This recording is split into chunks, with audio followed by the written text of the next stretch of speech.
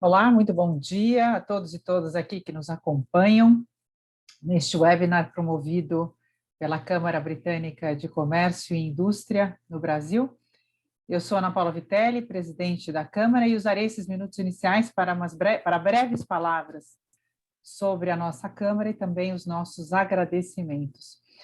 A missão da Britcham é ser a referência da comunidade empresarial Reino Unido do Brasil, propiciando um fórum cada vez mais relevante para o incremento do comércio bilateral, investimentos, serviços e relacionamentos. Estamos presentes em São Paulo, Rio de Janeiro, Paraná e Minas Gerais, e fazer parte da Câmara significa se engajar com uma comunidade de empresas e executivos de alto poder de decisão no Brasil e no Reino Unido, e poder fazer parte de uma série de discussões que compõem os nossos comitês e grupos de discussão, por meio dos quais a Câmara opera. São diferentes áreas que percorrem indústrias e também setores que são transversais a diferentes indústrias. E para que você conheça um pouquinho mais sobre a Britcham e esses nossos comitês, visite o nosso site no www.britcham.com.br. Eu queria fazer, então, os nossos agradecimentos inicialmente aos associados mantenedores da Câmara, cujas marcas estiveram divulgadas, exibidas no nosso slide de abertura logo antes do início desta sessão. E quero agradecer também àqueles que estiveram envolvidos na organização deste encontro, inicialmente a Carolina Ures, que é a presidente da Britcham em São Paulo, ao Fábio Caldas, presidente da Britcham no Rio de Janeiro, e que são as filiais base do Comitê Legal, Tributário e Regulatório da Britcham, que atua nacionalmente e que é o comitê, então, organizador deste evento de hoje. Quero agradecer aos líderes, então, deste comitê, Luiz Guilherme Primos, presidente do comitê em São Paulo, Paulo Tedesco, que é o vice-presidente deste mesmo comitê em São Paulo, e a Paula Abreu, que é a vice-presidente do comitê no Rio de Janeiro. E, finalmente, obviamente, finalmente, não menos importante, mas deixando ao final, para um agradecimento aos nossos ilustres palestrantes de hoje. Dr. Cláudio Braga, doutora Cláudia Bonelli e Dr. José Virgílio Enê, que nos honram com sua participação em uma discussão tão relevante. Agradeço imensamente pela disponibilidade de estarem conosco neste encontro, nesta manhã, e passo, então, a palavra ao Paulo Tedesco, desejando a todos um excelente evento e uma excelente conversa. Muito obrigada. Paulo, a palavra está com você. Obrigada. Obrigado, Ana Paula. Bom dia a todos e obrigado pela participação em mais esse webinar da Britcham, que está sendo transmitido aqui pela plataforma Zoom e pelo nosso canal no YouTube. Cada palestrante vai fazer uma apresentação e, na sequência, nós iniciaremos uma sessão de perguntas e respostas. Importante ponderar a todos que as perguntas só podem ser feitas por associados da Câmara Britânica e devem ser enviados por esse botão aqui abaixo no Zoom, que é o botão do Q&A. Tá? Não serão consideradas perguntas feitas no YouTube, pois o chat do canal não é moderado aqui no ambiente desse webinar. Ao fazer as perguntas, nós pedimos aos associados que se identifiquem, mencionando o nome e empresa que representam. As perguntas estão sujeitas à moderação do Comitê Legal e pedimos desde já desculpas caso alguma não possa ser formulada no curso do evento que agora estamos expondo. Eu passo a palavra agora ao presidente do Comitê Legal da Britcham em São Paulo, Luiz Guilherme Primos, para a apresentação dos palestrantes. Obrigado, Paulo. Bom dia a todos. Como de costume, nós temos um time de primeiríssima linha aqui de palestrantes, né? Então, eu vou apresentá-los agora. Primeiro, nós temos a doutora Cláudia Helena Bonelli, nossa já conhecida aqui do comitê, graduada pela Faculdade de Direito da Universidade Federal de Santa Catarina e também mestre em Direito Internacional pela Universität Osnabrück da Alemanha. Sócia responsável pela área de Direito Administrativo de Tosini Freire, Cláudia tem amplo conhecimento em temas ligados ao setor público, atuante em matérias relacionadas a licitações, contratos e convênios administrativos, concessões de serviços públicos, parcerias público-privadas e autorizações governamentais, além de leis e normas administrativas como a Lei de Responsabilidade Fiscal. Sua experiência abrange não só assessoramento a particulares, mas também ao setor público, o que lhe garante o conhecimento profundo das relações público-privadas. Com grande experiência no setor de infraestrutura, tem atuado em muitos dos principais projetos realizados no mercado brasileiro. Cláudia é referenciada nacional e internacionalmente em alguns dos mais relevantes guias jurídicos, como Chambers Latin America, The League of 500, Latin Lawyer 250, Who's Who Legal, IFLR 1000 e Best Lawyers. Só faltou falar aqui que a Cláudia é sócia do Tosini Freire Advogados, que também é nosso associado. Tá? Depois nós teremos a apresentação do Dr. Cláudio Mendonça Braga, que é bacharel, mestre e doutor em Direito na área de concentração de Direito Público, Administrativo e Financeiro da nossa querida Universidade de São Paulo, né? É procurador do município de São Paulo, assessor jurídico da Secretaria Municipal de Assistência Social, sócio do escritório Cláudio Mendonça Braga Advocacia, professor de Direito com experiência em cursos de graduação, pós-graduação, de capacitação profissional e preparatórios para concursos públicos, membro da Comissão Permanente de Advocacia Pública da OAB de São Paulo, e atuou como especialista em políticas públicas e gestão governamental do Ministério do Planejamento, Orçamento e Gestão na área educacional, Ministério da Educação e Universidade Federal de São Paulo, e foi ainda coordenador geral de regulação da educação superior do Ministério da Educação. E teremos também a participação do Dr. José Virgílio Lopes Zenei, do escritório Machado Meyer, também nosso associado, graduado em Direito pela Universidade de São Paulo, com pós-graduação em Administração de Empresas pela Fundação Getúlio Vargas, mestrado pela University of Virginia School of Law, Estados Unidos, e também mestrado em Direito Comercial pela Universidade de São Paulo. O Virgílio é co-líder da área de infraestrutura e financiamento de projetos do Machado Meyer, é especialista em Project Finance, M&A e PPPs, em setores regulados, como transporte, petróleo e gás, eletricidade, saneamento, infraestrutura social e urbana. Realmente um time de primeira linha, e eu passo a palavra direto para a doutora Cláudia, para a gente começar. Bom evento a todos, bom dia. Bom dia a todos. Obrigada, Luiz Guilherme, obrigada pela apresentação, pelas palavras tão carinhosas. E é um enorme prazer participar desse evento hoje com colegas tão qualificados nesse tema. Eu vou compartilhar com vocês a minha apresentação. E para já... E para não perdermos tempo, considerando que a gente tem um prazo bastante exíguo para lidar com temas tão relevantes e uma norma tão extensa como a 14.133, a nova lei de licitação, já passo diretamente aos nossos temas. Bom dia a todos, enorme prazer. A mim coube hoje trazer a vocês uma pequena contextualização desse novo marco legal. Como todos nós sabemos, o projeto de lei que originou a 14.133 é um projeto de longa data. Ele se iniciou praticamente com a antiga lei de licitação, já nos idos anos 90, e era muito aguardado.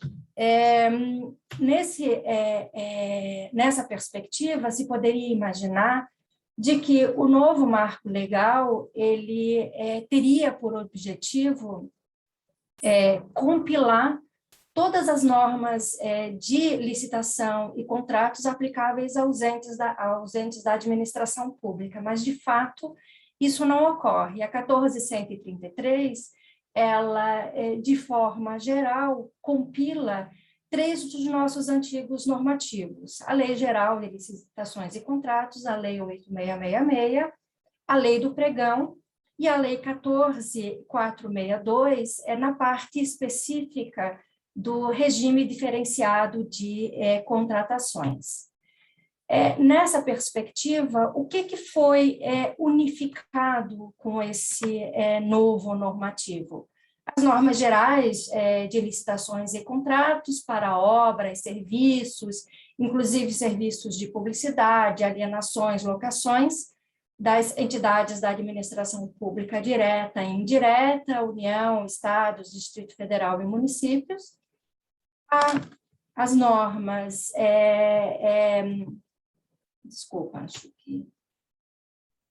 as normas atinentes ao pregão e também aquelas normas aplicáveis a obras e serviços de engenharia com foco em infra, segurança pública, ciência, tecnologia e inovação. A quem se aplica a 14.133? É importante nós termos isso em mente, porque, de fato, a nova Lei Geral de Licitações, ela não é aplicável a todas as situações e a todas as entidades públicas. Ela hoje é aplicável à administração pública direta, autárquica, fundacional da União, Estados, Distrito Federal e municípios, ao Poder Legislativo e Judiciário no desempenho da função administrativa, aos fundos especiais e demais entidades da administração direta e indiretamente controlada pela administração pública. Por outro lado, a 14.133 não se aplica às empresas e às sociedades de economia mista que continuam sujeitas a 13.303, a lei das estatais, aquelas contratações que são realizadas por entidades sediadas no exterior, que se baseiam nos princípios gerais, sem dúvida, da norma de licitações e contratos, mas que podem se utilizar de práticas locais para executar as suas contratações, e também não se aplica aquelas contratações que são realizadas com recursos provenientes de organismos internacionais, como Banco Mundial, BID, BIRD, aonde as normas dessas instituições podem ser aplicadas. Também é importante entender, nesse novo normativo, quais são os temas, quais são aquelas matérias, os objetos que serão submetidos a esse normativo no âmbito de suas contratações.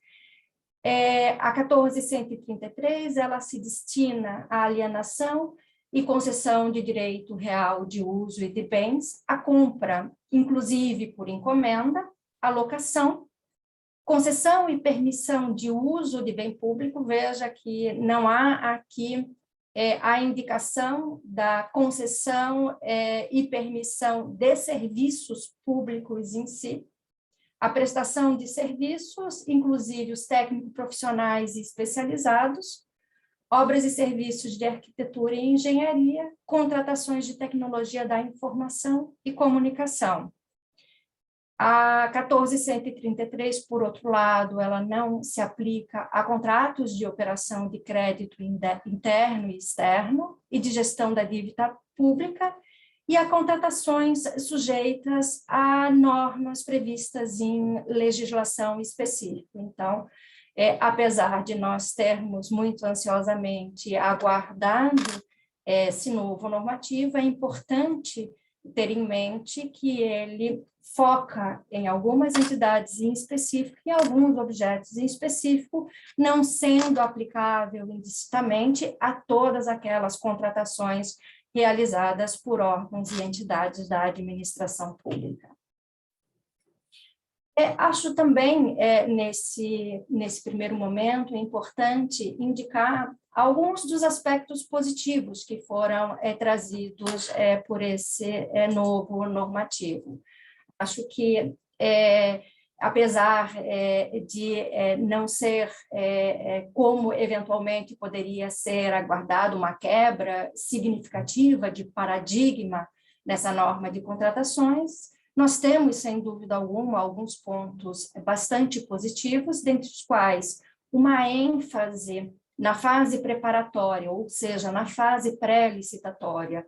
Todos nós que somos militantes aí nesse setor sabemos que muitos dos problemas que são enfrentados tanto na fase licitatória, quanto da gestão contratual na fase contratual. Muitas delas provêm de um objeto não bem sedimentado ou de uma licitação não muito bem estruturada, minutas de contrato talvez deficientes.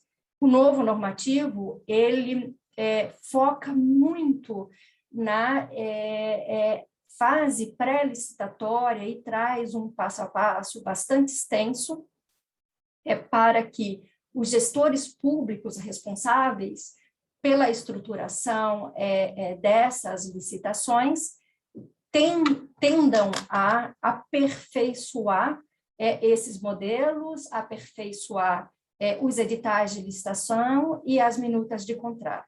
Também há um grande estímulo à padronização, o que tende também a reduzir parte dos problemas que são enfrentados na estruturação dessas licitações.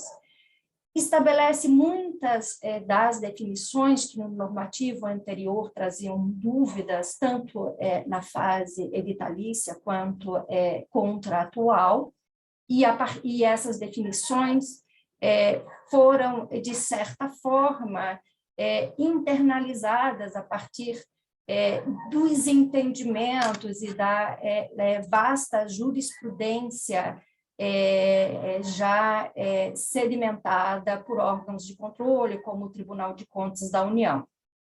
E também traz algumas novas modalidades de licitação e de inexigibilidade. Como pontos negativos, de fato, a norma ela se demonstrou pouco disruptiva.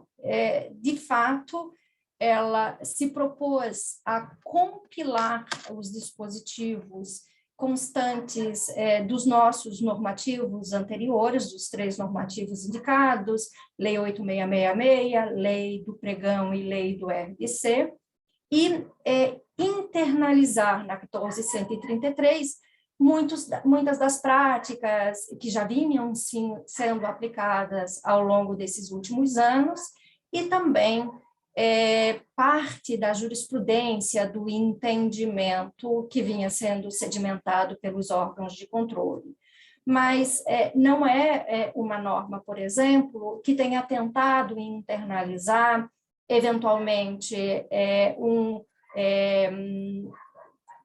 formatos internacionais, experiências internacionais ou experiências talvez mais modernas e mais flexíveis de contratação pública. Nessa toada, a 14.133 se mantém como uma norma altamente burocrática. Ela mantém essa estrutura que já era tão criticada na 8.666 e tende, de uma certa forma, a repetir alguns dos problemas que nós enfrentamos e, eventualmente, até algumas tentativas de órgãos licitantes em superar algumas dessas etapas. É algo, de fato, que devemos prestar atenção e a se visualizar futuramente. Então, até para não me estender, passando muito rapidamente nos próximos tópicos, nós podemos, então, hoje, dividir o nosso ciclo da contratação, de acordo com a 14.133, em 3 fases. Essa fase pré-licitatória, que foi realmente uma novidade, uma ênfase trazida pela 14.133, a fase licitatória em si, com a divulgação do edital, propostas e lances, julgamento, habilitação, recursos e homologação, e a fase da execução contratual. Nós temos inovações tanto nessa fase preparatória, como elaboração de estudo técnico preliminar, adoção de modelos previamente estabelecidos, a matriz de alocação de risco, de fato, uma novidade e bastante interessante e favorável, regras mais claras para a fixação do valor estimado e possibilidade de fixação de diversas preferências em produtos e serviços. Como novidade nas modalidades, nós temos a exclusão dos modelos de tomada de preço e de convite e a internalização nesse normativo da figura do pregão, manutenção da concorrência, concurso e leilão, e a criação de um ponto que o Virgílio tratará mais à frente, muito interessante, que é a do diálogo competitivo. As inovações também seguem na perspectiva do critério de julgamento, menor preço e técnica e preço, inserido aqui essa figura do maior retorno econômico e também a internalização da inversão de fases, que de uma certa forma já vinha sendo utilizado em algumas oportunidades. Temos também inovações na perspectiva de inexigibilidade de licitação, de dispensa de licitação e normas de procedimento de manifestação de interesse. Com relação aos contratos, temos aqui também como novidades a serem pontuadas, o contrato de eficiência, a matriz de risco, como já indicado, contratos integrados e semi-integrados que foram internalizados do RDC, e um portal nacional de contratações públicas. Ainda vale indicar o detalhamento no reajustamento e na repactuação de preço, a ampliação dos prazos contratuais, isso um problema muito comum no âmbito da Lei 8666, onde nós tínhamos contratos, seu objeto, sua natureza, eram bastante prejudicados pela limitação dos 60 meses, agora, em situações específicas, nós podemos ampliar esses prazos contratuais para 10 anos e até 35 anos, dependendo da estrutura dos investimentos, e também a redução de prazos de suspensão e da execução por ordem da administração, em face do atraso de pagamento, é uma das novidades a ser pontuadas. Para finalizar, e já passar aí a palavra aos meus colegas, nós temos também a ordem de pagamento, a ordem cronológica, uma grande demanda internalizada, a admissão de pagamentos antecipados, quando o contratado principalmente precisar fazer um investimento inicial, e a flexibilidade na paralisação ou anulação do contrato e na nulidade da eficácia posterior. Eu sei que são temas muito intensos, que cada um deles valeria, sem dúvida, um seminário inteiro para tratar do tema, mas eu acho que num aspecto geral, esses são os pontos que eu gostaria de trazer, e depois, sem dúvida alguma, fico à disposição para, na nossa fase de perguntas, aprofundar algumas dessas questões que sejam mais relevantes ou interessantes a vocês. Agradeço, Paulo. Cláudia, muito obrigado. Nós ficamos, na verdade, muito gratos aqui com essa exposição. É um panorama muito interessante a respeito das mudanças. A gente tem uma série de alterações aqui. De fato, ainda que a lei não seja propriamente disruptiva, a quantidade de alterações chama atenção, a ponto de realmente ser difícil sintetizar tudo em tão pouco tempo. Mas acredito que tenha ficado claro que temos uma série de pontos de atenção, uma série de elementos que demandam um estudo mais aprofundado, e a dinâmica das licitações no Brasil, de fato, se alterou agora. Com essas alterações todas, surgem muitas dúvidas e inquietações a respeito de como integrar o regime da lei antiga com o regime da lei nova. As preocupações de direito intertemporal, elas surgem porque nós temos tanto contratações já em curso, quanto procedimentos licitatórios em andamento, e uma série de regras aqui podem afetar diretamente contratos que já estavam em andamento ou certames que estavam já em evolução. Eu vou pedir agora ao Cláudio a gentileza de transmitir a nós aqui as impressões dele a respeito de como fazer para integrar as duas legislações, como vai se dar a transição aqui também nos seus pontos mais relevantes, porque também é um assunto que demanda um longo tempo para que a gente possa ter uma noção completa de como as coisas vão fluir daqui para frente. Muito obrigado. Muito obrigado, primeiro, pelo convite de participar desse evento. Também é uma honra falar depois da professora Cláudia, que fez esse panorama em tão pouco tempo, um panorama geral. Então, eu peço desculpas aqui também a participação do cachorro, e faz questão de cumprimentar sempre quando eu participo de aula, de eventos. Então, eu acho que fico muito contente, acho que eventos como esse são muito importantes, e se existe de fato, como a gente vai ver agora, inclusive eu vou apresentar aqui a tela,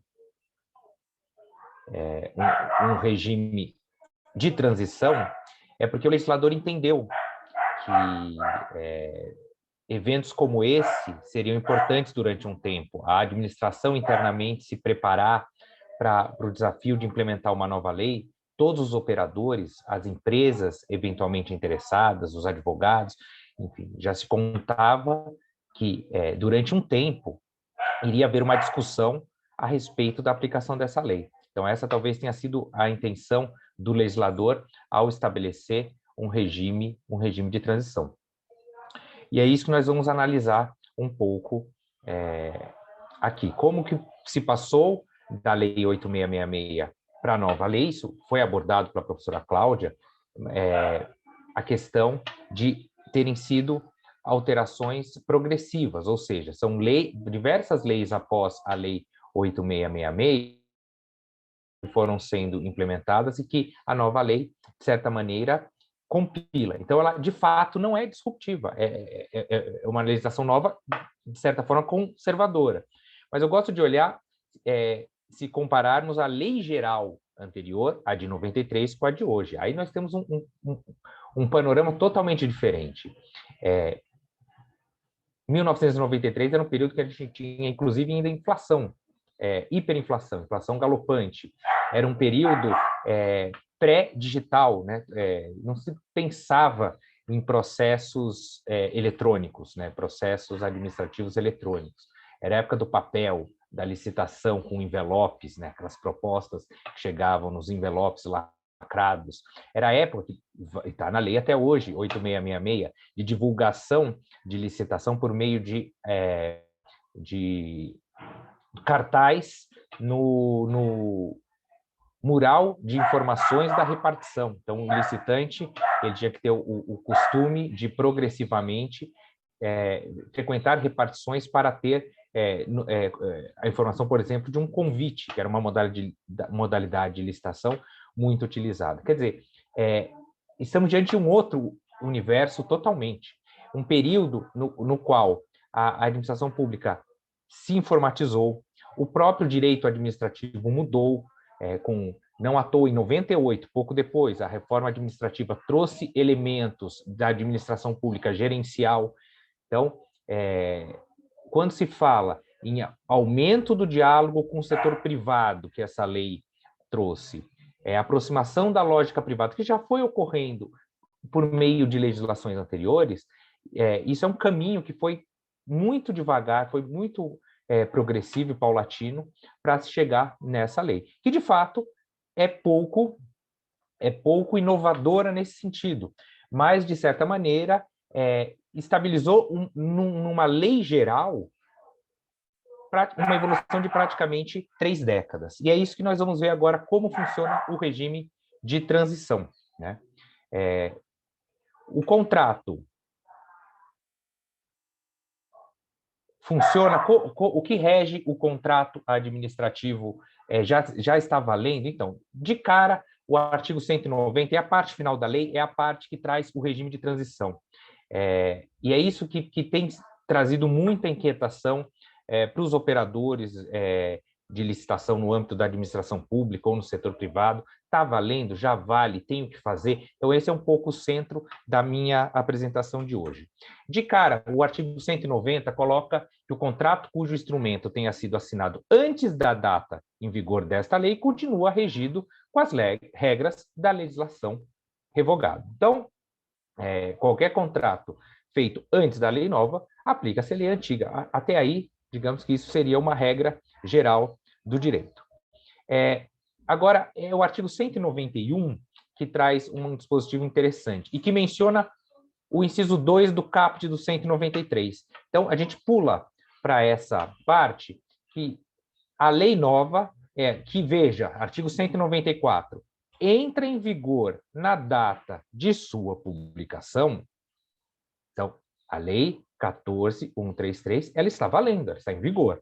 E ela revoga os artigos 89 a 108 da Lei 8.666 na data dessa publicação. Ou seja, esse pedaço da Lei 8.666 já está revogado, não vale por 2 anos, já está revogado. E o que é isso? A parte penal, a parte que estabelece os crimes relacionados à licitação. Por quê? Porque a parte penal vale a legislação nova, não tem como ter 2 regimes de direito penal valendo ao mesmo tempo. Então, a parte penal da lei anterior está revogada. O que fica revogado após 2 anos da publicação oficial da nova lei? A Lei 8.666, o restante da Lei 8.666, aquilo que não se trata de matéria penal, a Lei 10.520, que é a Lei do Pregão, e uma parte, artigo 1º a 47A, da Lei 12.462, que é a Lei do Regime Diferenciado de Contratações. Por que uma parte? É a parte que trata de licitação e de contrato mesmo, porque essa lei tem uma curiosidade.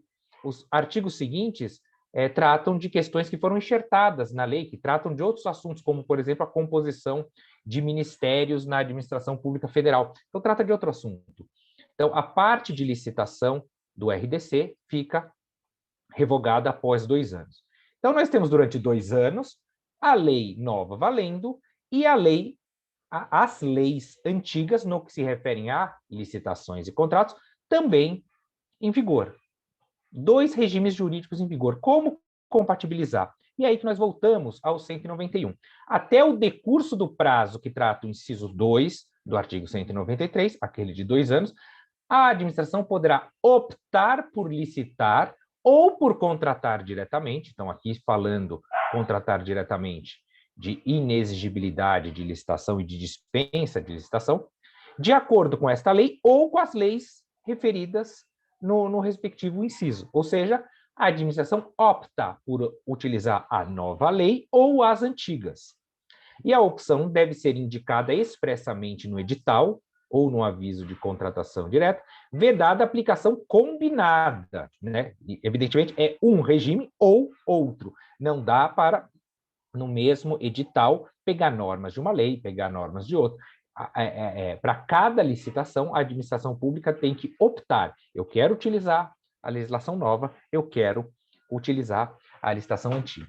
E o parágrafo único traz uma questão interessante. Se for optado por utilizar a legislação antiga, o contrato respectivo será regido pelas regras nela previstas, né, na lei antiga, né, nas leis antigas previstas durante toda a sua vigência. Ou seja, o contrato seguindo a lei de licitação respectiva, a fim de dar um pouco de segurança jurídica.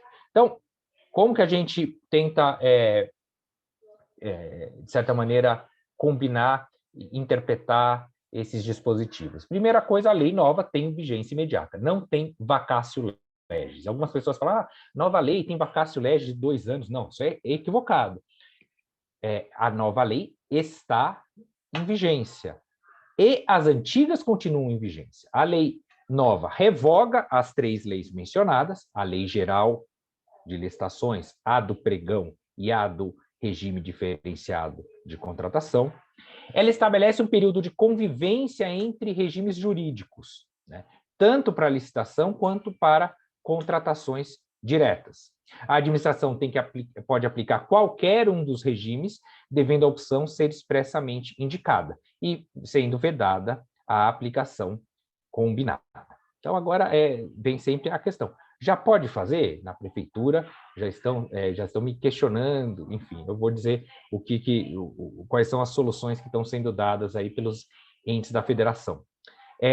O contrato administrativo é regido pelo regime da licitação. Então, aquele regime jurídico escolhido para a licitação será o regime jurídico da contratação. A parte penal, os crimes previstos na Lei 8.666 já ficam imediatamente revogados. Uma questão que se coloca, a administração tem que optar pelo regime jurídico. Onde está essa opção?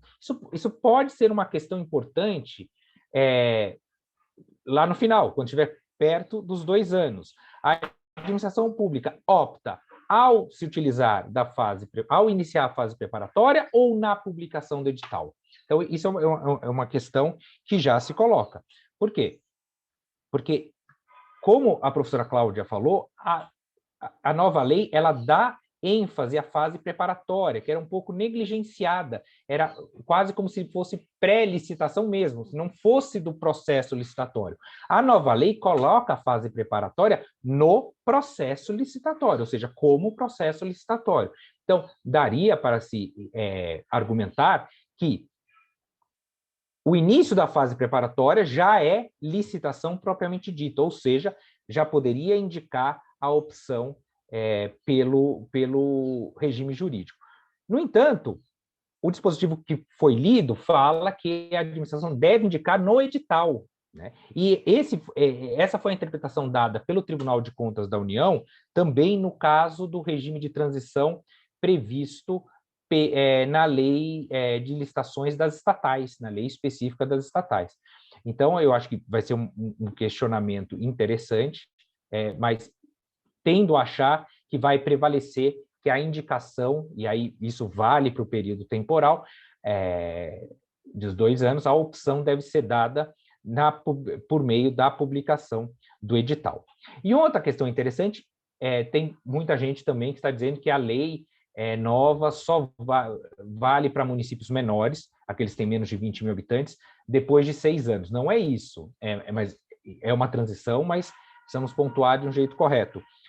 Esses municípios menores, eles têm até 6 anos para aplicar determinados aspectos da lei nova. Isso foi dado pela lei como uma questão de transição. Dotar esses municípios tanto na parte de informática necessária, quanto de capacitação de seus servidores, né? Bom,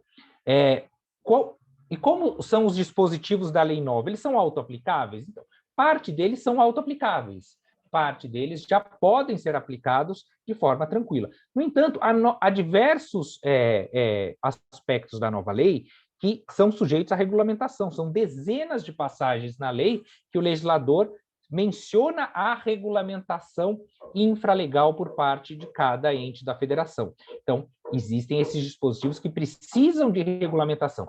Existem outros que precisam de uma solução material, não é nem jurídica, é material. Por exemplo, a implantação do Portal Nacional de Contratações Públicas. Ele precisa ser implementado.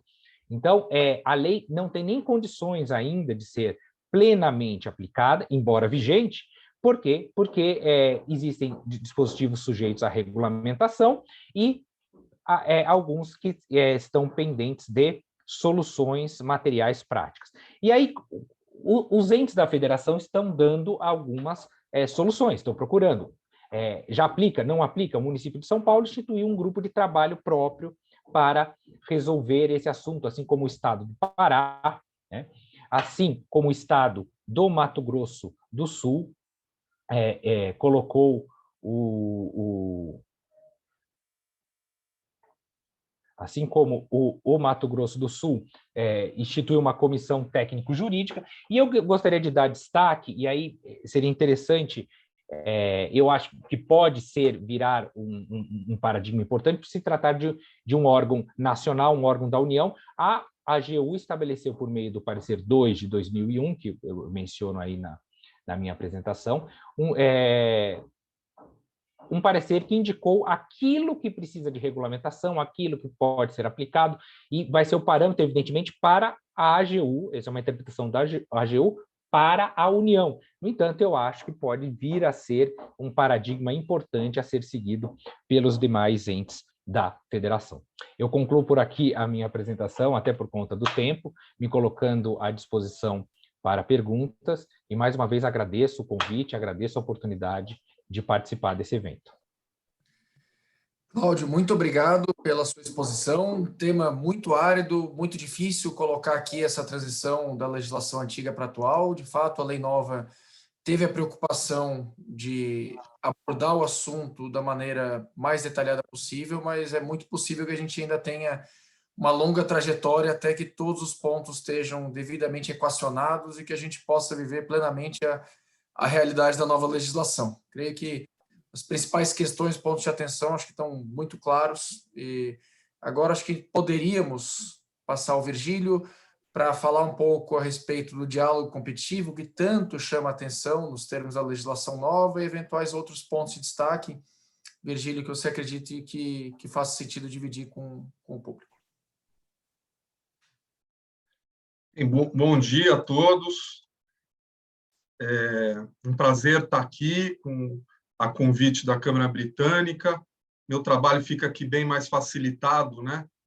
Seguindo as apresentações dos meus colegas aqui, doutora Cláudia Bonelli e doutor Cláudio Braga, que já fizeram um panorama da nova lei, inclusive acentuando, enfatizando questões de absoluta relevância e emergentes, né, como a questão da sua aplicação intertemporal. E o meu objetivo aqui foi trazer alguns aspectos, inovações da nova lei, e eu queria, dentro do limitado tempo que nós dispomos, enfatizar na questão do diálogo competitivo e outros instrumentos similares, ou seja, outros instrumentos também que se valem e enfatizam essa nova tônica da lei de favorecer o diálogo entre o setor público e a iniciativa privada, algo que não é da nossa tradição jurídica. A nossa tradição jurídica no direito administrativo é uma relação mais formal, mais engessada, na qual a administração pública determina suas necessidades, publica o edital de licitação sem consultar a iniciativa privada, e a iniciativa privada apresenta a sua proposta naquelas condições, sem muito espaço para diálogo. Aliás, o diálogo era mal visto, porque era tido como espaço para eventuais relações inapropriadas e indevidas. Então, vejamos aqui algumas dessas inovações da nova lei. Bem, como eu disse, eu vou tratar aqui do diálogo competitivo, mas comparando ele com outros instrumentos que a própria lei traz ou com aspectos do nosso direito administrativo mais tradicional.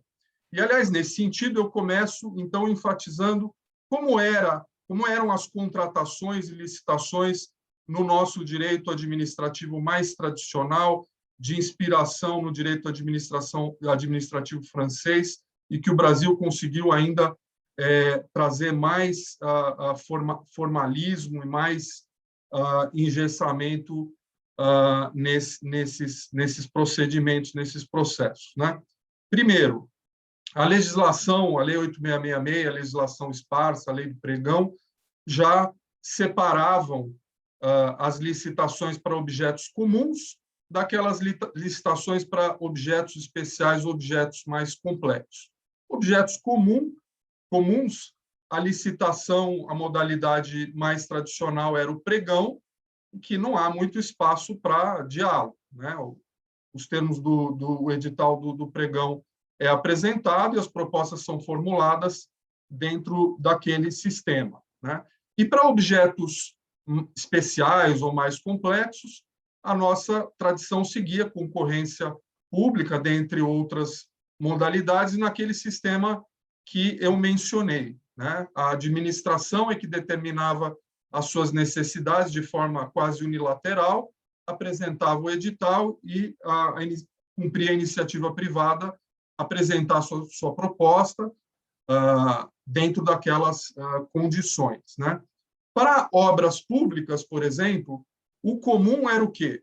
Era que a administração pública, primeiro, fizesse internamente ou contratasse a elaboração do projeto básico e do projeto executivo, a contratação do projeto básico e do projeto executivo podendo ser via inexigibilidade de licitação ou via uma licitação própria para isso, e depois de posse do seu projeto executivo, idealmente, ela licitava simplesmente a execução da obra, não dando muito espaço para inovações, para novos métodos construtivos à iniciativa privada. Esse é o modelo tradicional nosso de licitação de obra pública, por exemplo, que o mercado internacional chamaria de design, bid and build, ou seja, contrata o projeto e, diante do projeto, faz a licitação apenas para sua execução. Uma primeira inovação, que não veio da nova lei, já veio de uma legislação esparsa anterior, né, a lei do regime diferenciado de contratação, e posteriormente também incorporado na lei das estatais, são as contratações integradas e semi-integradas. Aqui já se dá um pouco mais de espaço de inovação para a iniciativa privada, de certa forma, um certo espaço de diálogo nesse sentido, quer dizer, a iniciativa privada pode oferecer ao setor público inovações metodológicas, tecnológicas, que não poderiam ser antecipadas unilateralmente pela administração pública. E como isso é feito? Isso é feito por meio de uma licitação em que a administração pública busca a contratação e delegar à iniciativa privada não só a execução de uma obra, mas, como parte de um pacote integrado, também a elaboração do projeto básico executivo, no caso da contratação integrada, ou, pelo menos, somente do projeto executivo, no caso da contratação semi-integrada. E como a administração, nesse caso, ela não diz exatamente como a iniciativa privada, o contratado, deve executar a obra, há, naturalmente, mais espaço para diálogo, mais espaço para inovação. Bem, aí a lei nova, a nova lei de licitação, veio trazer uma nova modalidade aqui de licitação para favorecer ainda mais o diálogo entre o setor público e a iniciativa privada. Vale dizer que essa inovação não é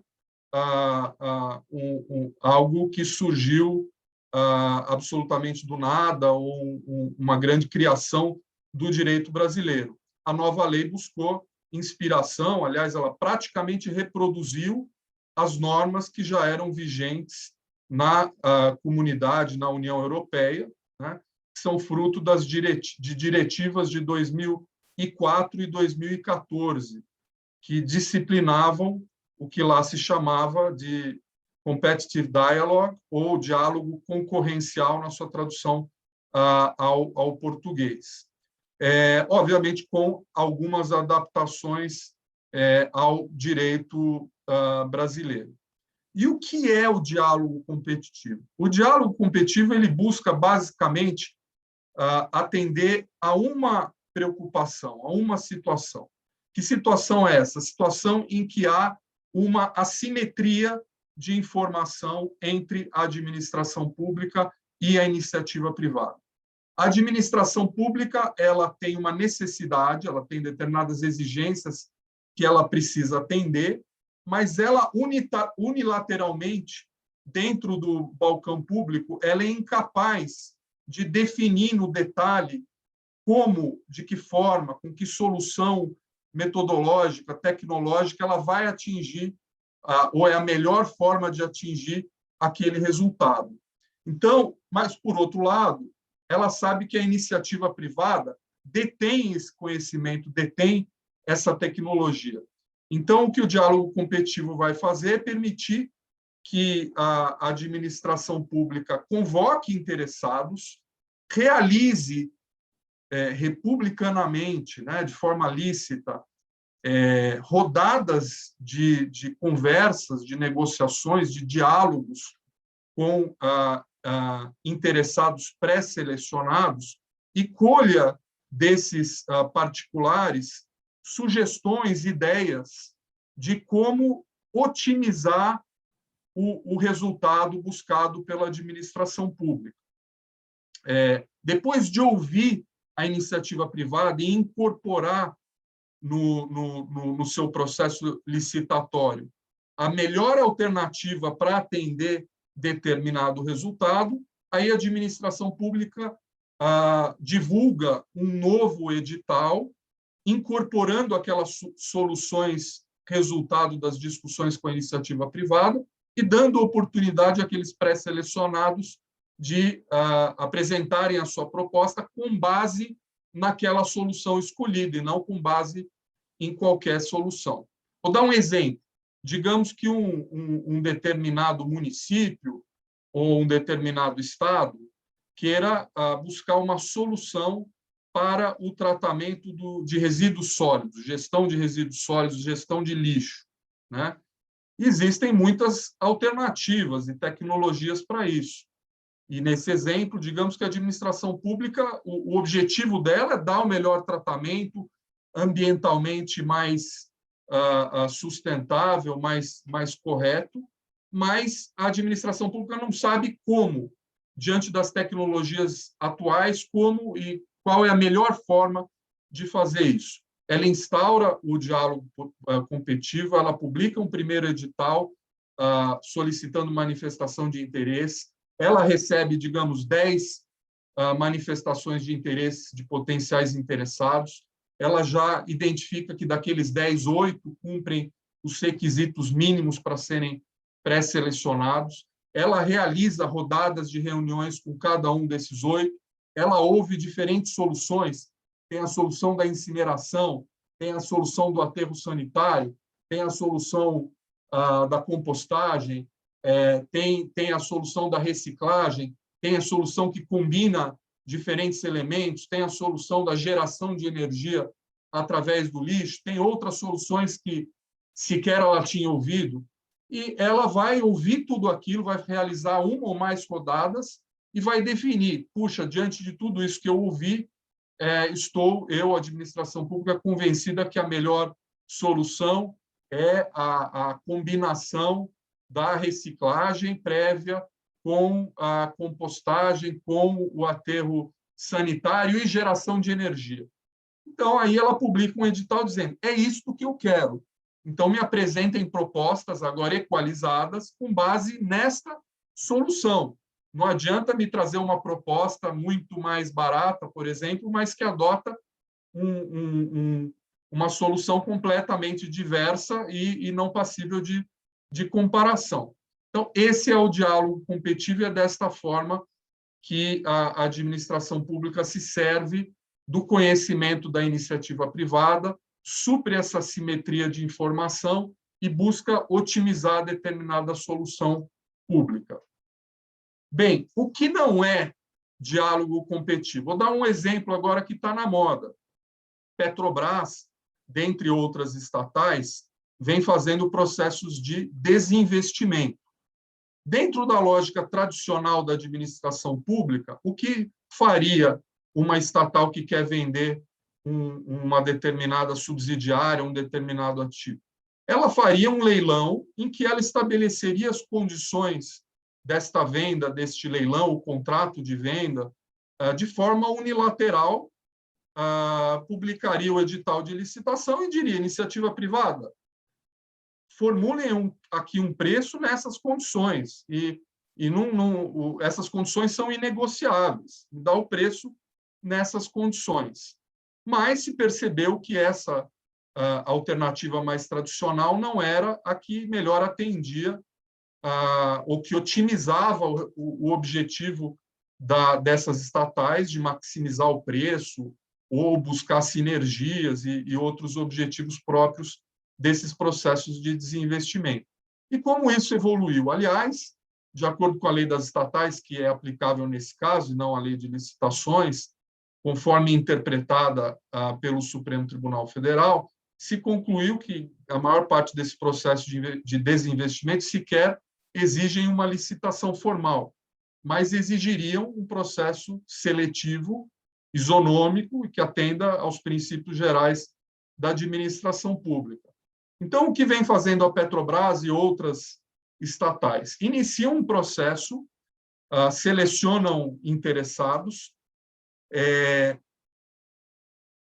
recebem propostas preliminares, selecionam um preferred bidder, né, um interessado que tem apresentado uma proposta preliminar potencialmente mais vantajosa, negociam as condições do contrato com esse interessado para otimizar o resultado. Então, vão negociar, reconhecem que não otimiza o processo simplesmente ditar unilateralmente as condições da venda, então negociam as declarações de garantias, as obrigações acessórias, tem ou não tem exclusividade, tem ou não tem parceria, sinergias, acordo de acionista, etc. Depois que negociam todos os termos para otimizar o resultado desse processo, aí, normalmente, nesse exemplo, a Petrobras vai lá e chama de volta os outros pré-selecionados e dá a todos a oportunidade de fazer uma última proposta em cima, não de qualquer contrato, mas daquele previamente negociado. Ou seja, lembra muito aqui o diálogo competitivo em termos de colher e negociar uma melhor solução para otimizar o resultado e antes de oferecer aquela oportunidade a todos os interessados, né? Mas é diferente do diálogo competitivo. Primeiro, que estamos falando aqui de um processo seletivo dentro da lei das estatais, e segundo, que o diálogo competitivo, na forma da nova lei, se presta a compras, a contratações de obra, mas não para processos de venda, que é esse exemplo aqui do processo de desinvestimento. Mas só para dizer que existem outros modelos, né, de processos seletivos regidos pelos princípios da administração pública que guardam semelhança com o diálogo competitivo. Um outro exemplo aqui é o exemplo do procedimento de manifestação de interesse, a PMI. Também guarda semelhanças, mas na PMI, a PMI não é uma modalidade de licitação.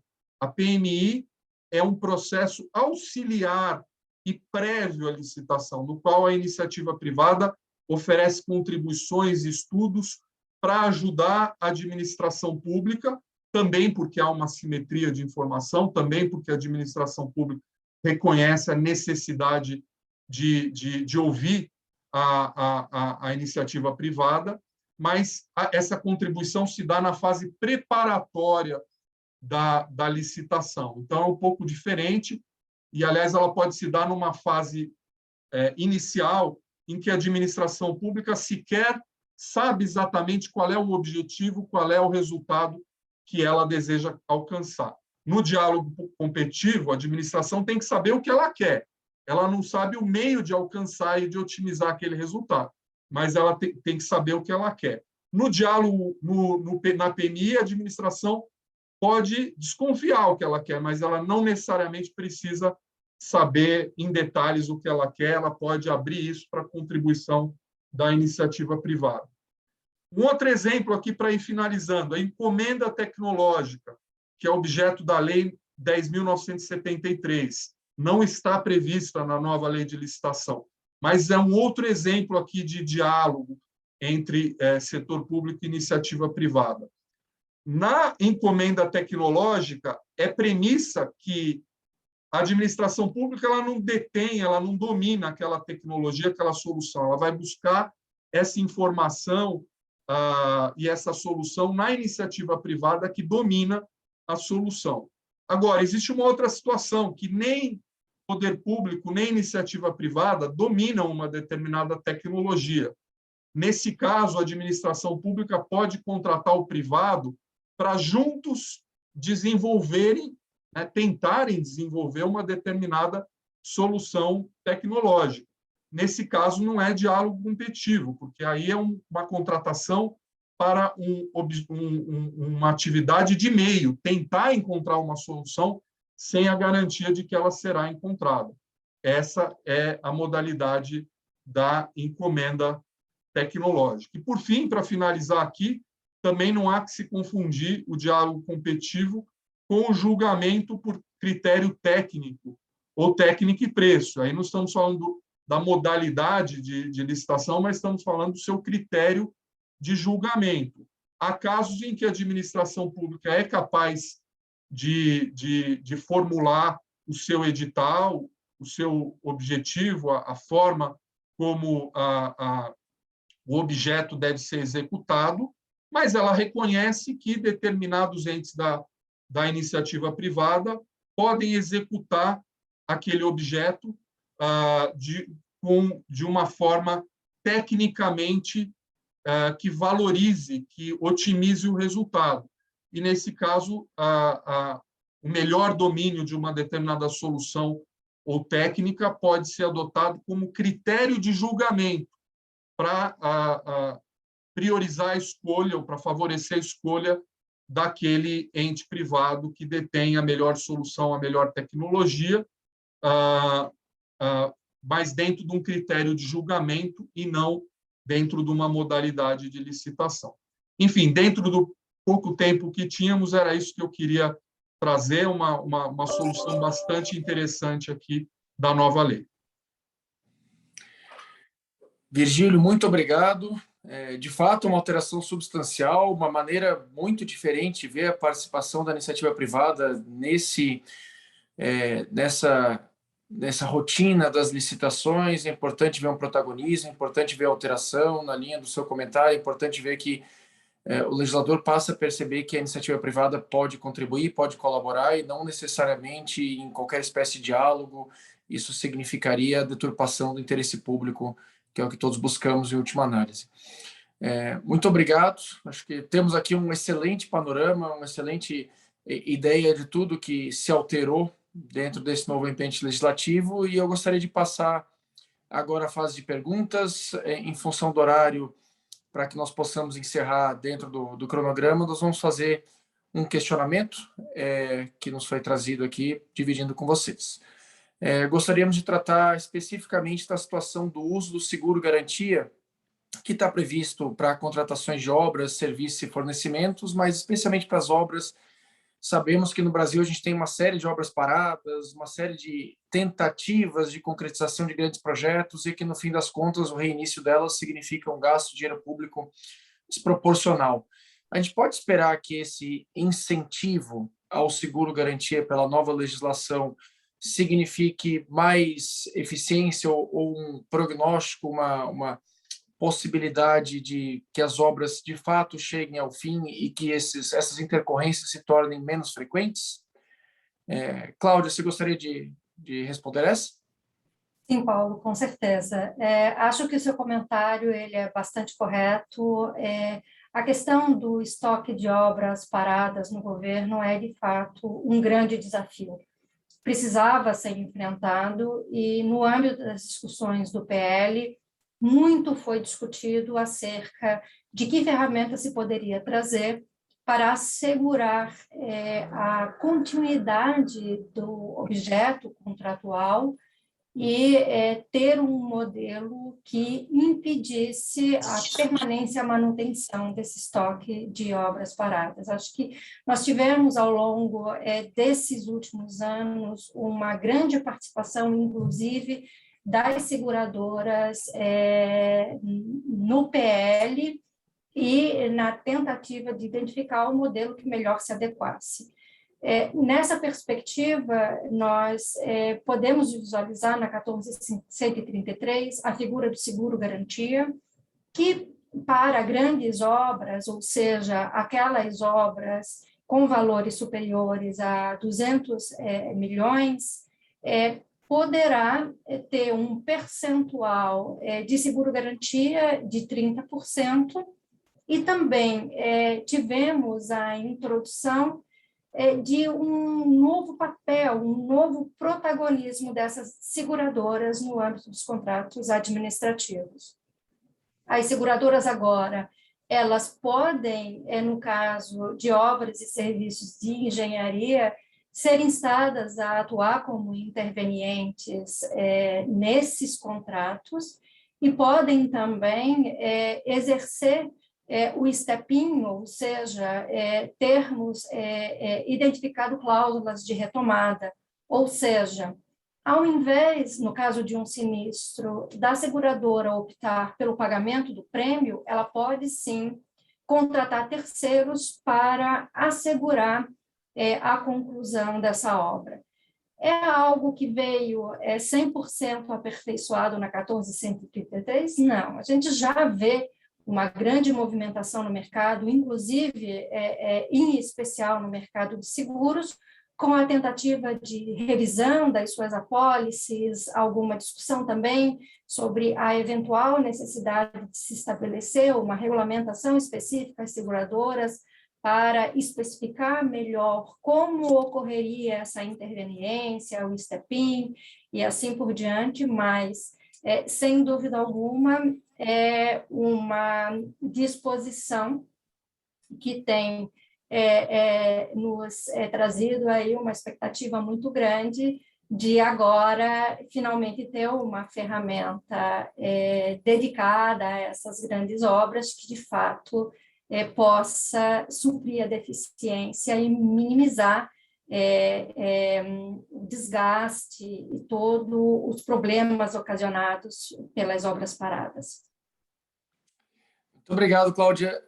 Na visão de vocês, Cláudio, Virgílio, vocês veem da mesma maneira? Cláudio, como você enxerga isso com a sua experiência no setor público? Você acredita que a alternativa do seguro possa, de fato, auxiliar nessa nova frente de licitações que teremos? Acho que sim.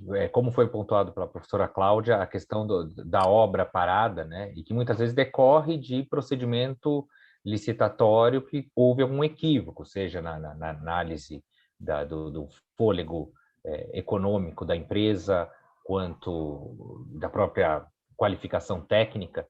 Então, a obra parada ela é um indício de que esses filtros da fase de habilitação não funcionaram corretamente.